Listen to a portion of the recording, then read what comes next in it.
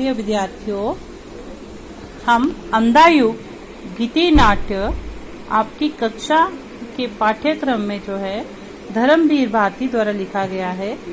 धर्मवीर भारती के जीवन परिचय के बारे में हमने पहले ही पढ़ लिया था कि धर्मवीर भारती का संक्षिप्त परिचय, कि उनका जन्म कब हुआ, उनके माता पिता का नाम चिरंजीव लाल वर्मा, माता का नाम श्रीमती चंदा देवी, पत्नी पुष्पा भारती, संतान पार पिता मित्तल, किंशुक भारती और प्रज्ञा भारती। इस तरह से हमने उनके बारे में पहले पढ़ लिया है। तो ये जो आपकी पुस्तक है, इसमें ये अंधायुग गीति नाट्य है, जिसमें प्रमुख कुछ पात्र हैं। पहले हम उनके बारे में जानेंगे। तो अंधायुग के पात्रों में अश्वत्थामा जो है वो नायक हैं। गांधारी, विदुर, धृतराष्ट्र, युधिष्ठिर, कृतवर्मा, कृपाचार्य, संजय, जुजुत्सु, वृद्धजाचक, गूंगा भिखारी, प्रहरी 1, प्रहरी 2, व्यास, बलराम और श्री कृष्ण, ये अंधायुग के मुख्य पात्र हैं, जिसमें अश्वत्थामा जो है वो नायक है। नायक आप समझते हैं ना, जिसको हम हीरो भी बोलते हैं। तो अंधायुग का मुख्य नायक जो है वो अश्वत्थामा है। तो इसमें घटना काल की बात करें तो महाभारत के 18वें दिन की संध्या से लेकर प्रभास तीर्थ में कृष्ण की मृत्यु के क्षण तक का वर्णन इसमें किया गया है। तो अब आता है स्थापना। तो स्थापना हमने जो है वो हमने अभी कर लिया। तो आज हम पढ़ेंगे प्रथम अंक, अंधायुग के प्रथम अंक के बारे में, जिसका नाम है कौरव नगरी। कौरव नगरी जो है पहला अंक है। कौरव नगरी में 3 बार तुर्यनाद के उपरांत कथा गायन के माध्यम से इसकी शुरुआत होती है। तो कथा गायन के माध्यम से इसमें बताया गया है कि किस प्रकार से जो है मर्यादा को टुकड़े टुकड़े करके 2 पक्षों ने तोड़ा है। तो यहाँ से हम पढ़ेंगे, टुकड़े टुकड़े हो बिखर चुकी मर्यादा, उसको दोनों ही पक्षों ने तोड़ा है। पांडव ने कुछ कम, कौरव ने कुछ ज्यादा, ये रक्तपात अब कब समाप्त होना है। ये अजब युद्ध है, नहीं किसी की भी जय, दोनों पक्षों को खोना ही खोना है। तो आपके जो है मैंने सरलता के लिए देखिए, यहाँ पे जो कठिन शब्द हैं उनके इधर मैंने जो है अर्थ भी लिखे हुए हैं। जब आप पढ़ें तो आपको कोई परेशानी ना आए, इसके लिए मैंने देखिए इधर जो है कठिन शब्दों के अर्थ लिखे हुए हैं। तो हम पढ़ेंगे, कथा गायन के माध्यम से कौरव नगरी का आरंभ होता है। कौरव नगरी का मतलब कि कौरव, प्रथम अंक का नाम ही कौरव नगरी है। आपको प्रश्न पूछा जाएगा पहले अंक का क्या नाम है, तो पहले अंक का नाम कौरव नगरी है। 3 बार तुर्यनाद के उपरांत जो है कथा गायन के माध्यम से जिसका आरंभ होता है, और इसे एक रंगमंच पर प्रस्तुत किया जा रहा है, जिसमें बताया गया है कि टुकड़े टुकड़े हो बिखर चुकी मर्यादा, मर्यादा को टुकड़े टुकड़े कर दिया। किसने? उनके दोनों ही पक्षों ने, उनको दोनों ही पक्षों ने तोड़ा। मर्यादा को किस किस ने तोड़ा? दोनों पक्ष कौन कौन से हैं? कौरव और पांडव। ये महासंग्राम, जो 17 दिन का महासंग्राम था, ये कौरव और पांडवों के बीच में चला था, जो 17 दिन चला था। और इसके लिए कहा है कि टुकड़े टुकड़े हो बिखर चुकी मर्यादा, दोनों ही पक्षों ने उसे तोड़ा है। पांडव ने कुछ कम, जिसमें पांडवों का कुछ कम योगदान रहा, जबकि कौरवों ने कुछ ज्यादा इसको तोड़ा है। ये रक्तपात अब कब समाप्त होना है, ये खून खराबा अब कब खत्म होगा। ये अजब युद्ध है, नहीं किसी की भी जय। ये बड़ा अजीब, बड़ा विचित्र युद्ध है, इसमें किसी की जीत नहीं होती। देखिए, जब युद्ध होता है उसमें चाहे हारने वाला है चाहे वो जीतने वाला है, दोनों का ही नुकसान होता है।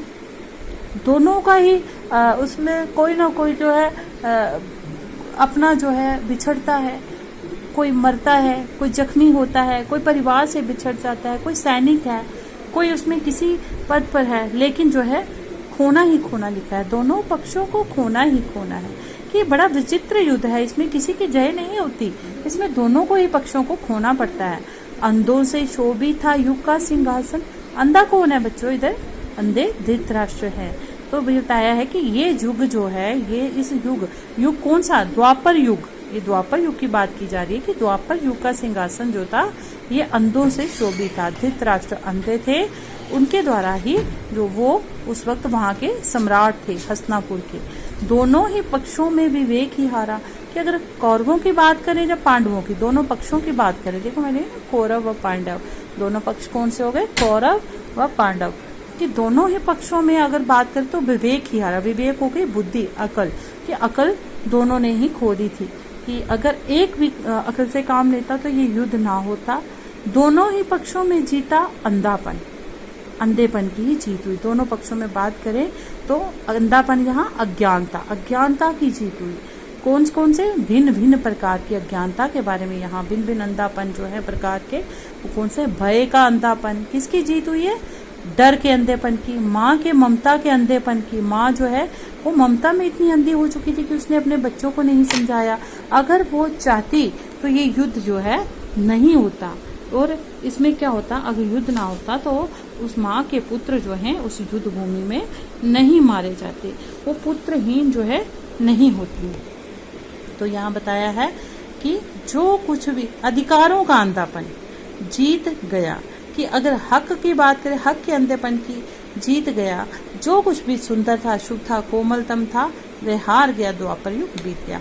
उस सुंदर युग द्वापर युग में जो कुछ भी सुंदर था, शुभ था, कोमल था, और वो सब कुछ जो है सुंदर सुशील जो था, जो भी अच्छा था देखने में, वो सब खत्म हो गया, वह हार गया। और जीत किसकी हुई, द्वापर युग जो है वो इसी प्रकार से बीत गया, और जीत अज्ञानता की हुई, अंधेपन की हुई। इस प्रकार से यहाँ जो बताया गया है कि लेखक ने महाभारत के युद्ध के बाद की स्थिति का वर्णन करते हुए कहा है कि इस भीषण महासंग्राम ने मर्यादा को टुकड़े टुकड़े करके रख दिया। इस मर्यादा को तोड़ने में दोनों पक्षों का भरपूर योगदान रहा है। दोनों पक्ष कौरव और पांडव, ये बात अलग है कि इसे तोड़ने में पांडवों का योगदान कुछ कम रहा तथा कौरवों का योगदान जो है वो कुछ ज्यादा रहा। ये युद्ध जो है, ये युद्ध बड़ा ही विचित्र, बड़ा ही अनोखा है। जाने कब ये युद्ध समाप्त होगा और कब ये भीषण रक्तपात जो है वो रुकेगा, कब जो खून खराबा जो है वो रुकेगा। ठीक है, ये बड़ा अजीब युद्ध है। इसमें किसी की भी विजय नहीं है, किसी की भी जीत नहीं है। दोनों पक्षों ने ही खोया है। और महाभारत युद्ध से पूर्व जो इस महाभारत का युद्ध था, इससे पहले जो अंधों से शोभित था युग का सिंहासन, कि नेत्रहीन धृतराष्ट्र हस्तिनापुर के सिंहासन पर आरूढ़ थे, युद्ध अपने आप में जो था वो मूर्खतापूर्ण था। तो बात यहाँ पे दोनों ही पक्षों ने विवेक ही हारा कि ये मूर्खतापूर्ण था ये युद्ध। अगर दोनों ने अकल से, दोनों में से किसी एक ने भी अकल से काम लिया होता तो ये युद्ध जो है नहीं होता। दोनों पक्षों में यदि किसी चीज को विजय मिली है तो विजय थी अंधेपन को, अज्ञानता की। वह अंधापन भी कई प्रकार का था। कौन सा, डर का अंधापन, माँ की ममता का अंधापन और अधिकारों का अंधापन। इन्हीं को महाभारत के युद्ध में विजय मिली। द्वापर युग में सभी चीजें जो सुंदर, कोमल, मुलायम थी वे सब हार गई, और इसी के साथ एक सुंदर श्रेष्ठ द्वापर युग जो था उसका अंत हो गया। तो इस तरह से कथा गायन के माध्यम से हमें समझाया गया है कि किस प्रकार से दोनों पक्षों ने मर्यादा को तोड़ा है। उसके पश्चात ये रंगमंच, मैंने आपको समझाया ना, ये रंगमंच पर जो है नाटक के द्वारा हमें समझाया जा रहा है। तो उसके बाद पर्दा उठने लगता है। पर्दा उठता है तो ये महायुद्ध के अंतिम दिन की संध्या। कौन सा समय था, महायुद्ध, जो महासंग्राम महाभारत हुई थी उसके अंतिम दिन की संध्या। संध्या हो गई शाम है, छाई चारों ओर उदासी गहरी। चारों ओर जो है गहरी उदासी छाई है। जब युद्ध होता है, लोग मारे जाते हैं, जख्मी हो जाते हैं, कईयों के घर जो है वो सूने हो जाते हैं। गलियारे सूने हो गए थे कौरव नगरी के, तो चारों ओर क्या छाएगा, उदासी छाएगी ना बच्चों। तो कौरव के महलों का सूना गलियारा है, घूम रहे केवल दो बूढ़े प्रहरी। क्या दृश्य दिखाया गया पर्दा उठने के पश्चात, कि वही महायुद्ध के अंतिम दिन की संध्या बताई जा रही है। चारों ओर उदासी छाई हुई है। कौरव के महलों का सूना गलियारा हो गया, भ्रामता बताया गया है। और वहां केवल 2 पहरी देने वाले जो बूढ़े हो चुके हैं वो घूम रहे हैं। फिर दृश्य क्या है? पर्दा उठने पर स्टेज खाली है। दाईं और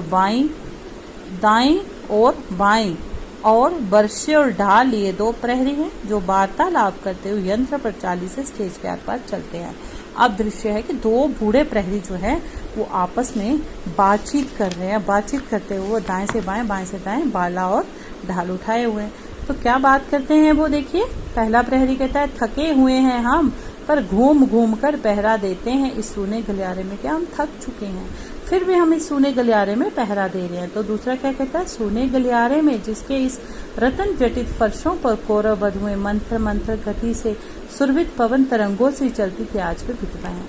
किस सूने गलियारे में जो कभी रत्नों से जटित फर्श हुआ करता था और उस पर धीमी धीमी धीमी गति में कौरवों की जो बहुएं थी वो सुरभित सुगंधित जो पवन की तरंगें थी, हवाओं की तरंगों के साथ चलती थी, आज वो भी विधवा हो चुकी हैं। तो पहला प्रहरी कहता है, थके हुए हैं हम, इसलिए नहीं कि हम कहीं युद्धों में हमने भी बाहुबल दिखाया, हम इसलिए नहीं थके हैं कि हम भी युद्ध में जाके युद्ध भूमि में अपने जो बाहों का बल था, अपनी जो योद्धा होने का सबूत दिया हमने, जहाँ हमने वहां पे युद्ध किया, इसलिए नहीं थके हम।